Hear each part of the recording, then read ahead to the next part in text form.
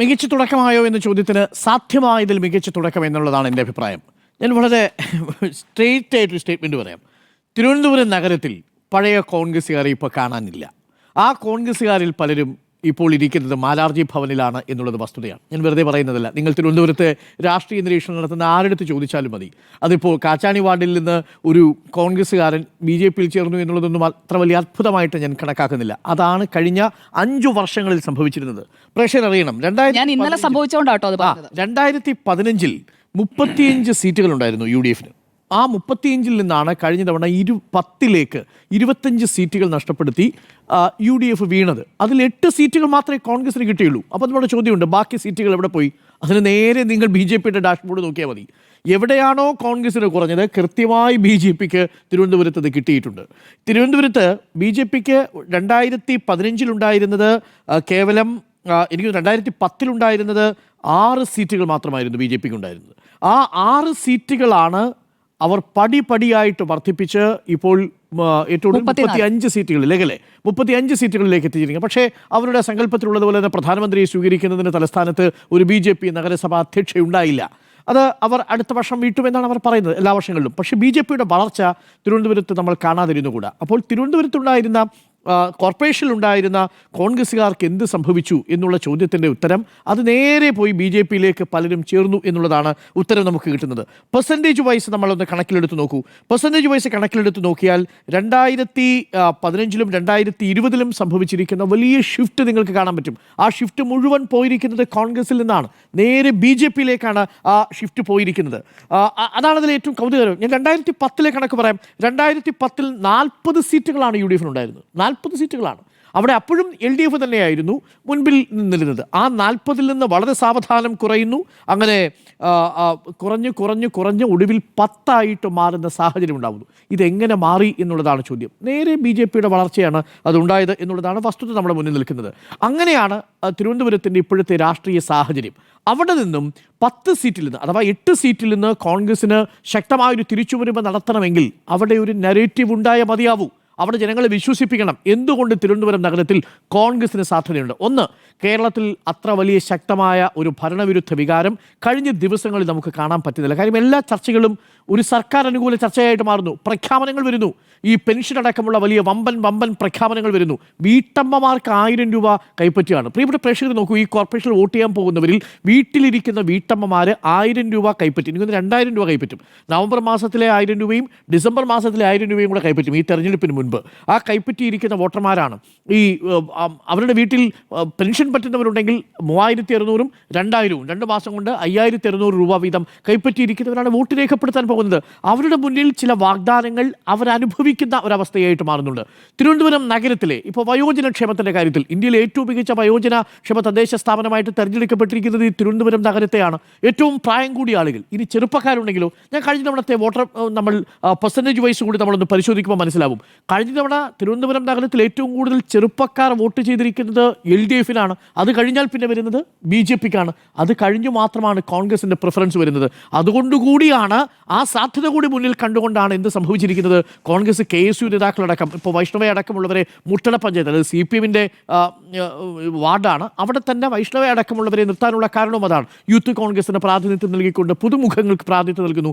തിരുവനന്തപുരം നഗരത്തിൽ വയോജനങ്ങൾക്കൊപ്പം തന്നെ തുല്യമായ ഈ ന്യൂ വോട്ടർമാരുണ്ട്. അപ്പോൾ ആ ന്യൂ വോട്ടർമാരെ ആകർഷിക്കാൻ ശബരിനാഥനെ പോലുള്ളൊരു സ്ഥാനാർത്ഥിയെ പ്ലേസ് ചെയ്യുന്നതിലൂടെ സാധിക്കും. പക്ഷേ ഞാനിതിൽ കാണുന്ന കൗതുകകരമായ ഒരു കാര്യം, ഒരുപക്ഷെ കോൺഗ്രസിനെ സംബന്ധിച്ച് ഏറ്റവും പോസിറ്റീവായിട്ടുള്ളൊരു കാര്യമായി എനിക്ക് തോന്നുന്നത് അവിടെ ശബരിനാഥനെ പോലുള്ളൊരു നേതാവ് കോർപ്പറേഷനിൽ മത്സരിക്കാൻ വരുന്നു എന്നുള്ളതാണ്.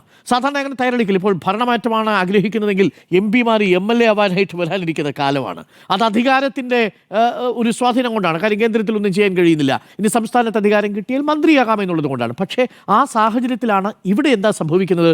ഇവിടെ നേരെ ശബരിനാഥൻ കോർപ്പറേഷനിലേക്ക് മത്സരിക്കാൻ വരുന്നു എന്നുള്ളത്. ശാസ്ത്രമംഗലത്ത് അദ്ദേഹത്തിന് മത്സരിക്കാൻ കഴിയില്ല, അത് സംവരണ വാർഡായി മാറി അല്ലേ. അപ്പോൾ അതുകൊണ്ടാണ് അദ്ദേഹം കവടിയാറിൽ മത്സരിക്കാൻ വരുന്നത്. സ്ട്രോങ് ഹോൾഡാണ് UDF-ൻ്റെ. പക്ഷേ അവിടെ BJP-യുമായിട്ടാണ് പോരാട്ടം നടക്കുന്നത്. അപ്പോൾ എങ്ങനെയായിരിക്കും ഇനി വോട്ട് ഷിഫ്റ്റ് ആവുക? ഇതേ പ്രക്രിയ, അതായത് BJP-യിലേക്ക് പോകുന്ന വോട്ടുകൾ കോൺഗ്രസിന് തടഞ്ഞു നിർത്താൻ സാധിച്ചാൽ, അങ്ങനെയാണല്ലോ, അതായത് BJP-യിലേക്ക് ഷിഫ്റ്റ് ചെയ്ത് പോയ വോട്ടുകൾ CPM-ൻ്റെ വോട്ട് അവിടെ തന്നെയുണ്ട്. LDF-ന് കാര്യമായ ഒരു മാറ്റവും സംഭവിച്ചിട്ടില്ല എന്നുള്ളതാണ് നമ്മളെടുത്ത കണക്കുകൾ പറയുന്നത്. പക്ഷേ അങ്ങനെയല്ല തിരിച്ച് സംഭവിച്ചിരിക്കുന്നത്. അവിടെ നഷ്ടപ്പെട്ടത് മുഴുവൻ കോൺഗ്രസിൻ്റെ വോട്ടുകളാണ്. ഇപ്പോൾ ബി ജെ പിയിലേക്ക് പോയ വോട്ടുകൾ ഈ കോൺഗ്രസിന് അവരുടെ പാളയത്തിൽ തന്നെ തിരികെ എത്തിക്കാൻ സാധിച്ചാൽ സ്വാഭാവികമായും ബി ജെ പിക്ക് ക്ഷീണമുണ്ടാവും. ബി ജെ പിക്ക് ക്ഷീണമുണ്ടായാൽ സ്വാഭാവികമായും അത് എൽ ഡി എഫിന് അനുകൂലമാവുന്ന ഒരു സാഹചര്യമായി മാറുകയും ചെയ്യും. ഇപ്പോഴുള്ള 51 എന്നുള്ളത് എൽ ഡി എഫ് നില മെച്ചപ്പെടുത്തുകയും കോൺഗ്രസ് 2ാം സ്ഥാനത്ത് വരികയും ബി ജെ പി 3ാം സ്ഥാനത്ത് പോവുകയും ചെയ്യുകയായിരിക്കാം ഒരു പക്ഷേ ഇതിൻ്റെ ആഫ്റ്റർ എഫക്റ്റ് ആയിട്ട് മാറാൻ പോകുന്നത്. ഇതിൻ്റെ പൊളിറ്റിക്കൽ ഇമ്പാക്റ്റ് അങ്ങനെയാണ് വരുന്നത്. കാരണം ആ പോയ വോട്ടുകൾ തിരിച്ചു പിടിക്കാൻ കഴിയുമോ എന്നുള്ളതാണ്. പക്ഷേ അത് അത്ര എളുപ്പത്തിൽ കഴിയുമോ എന്നുള്ളതൊരു ചോദ്യമുണ്ട്. അതിന് എന്തുകൊണ്ട് ഞങ്ങൾ കോൺഗ്രസിന് വോട്ട് ചെയ്യണമെന്ന് വളരെ പ്രധാനപ്പെട്ട ഒരു ചോദ്യമുണ്ട്. ശബരിനാഥൻ ഏറ്റവും മികച്ച ക്യാച്ചാണ് എന്ന കാര്യത്തിൽ ഒരു സംശയവുമില്ല.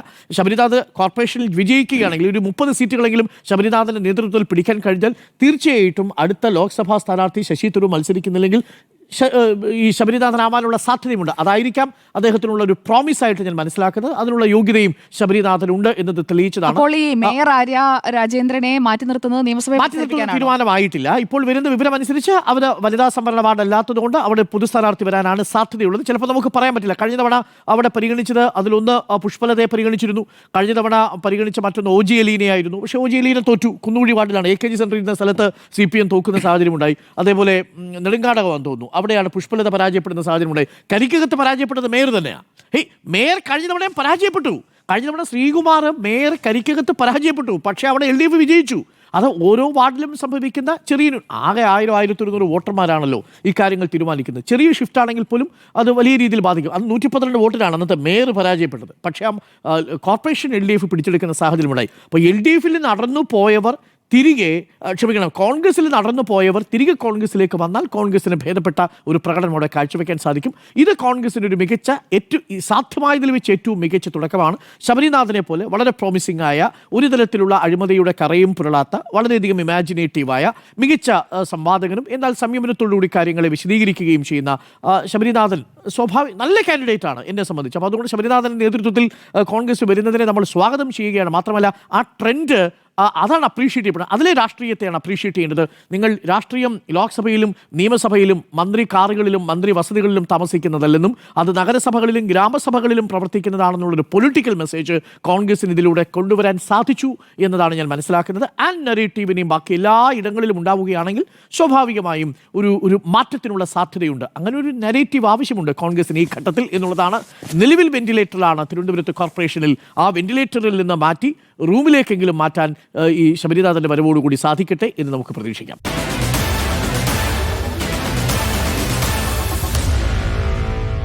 Meet the editors.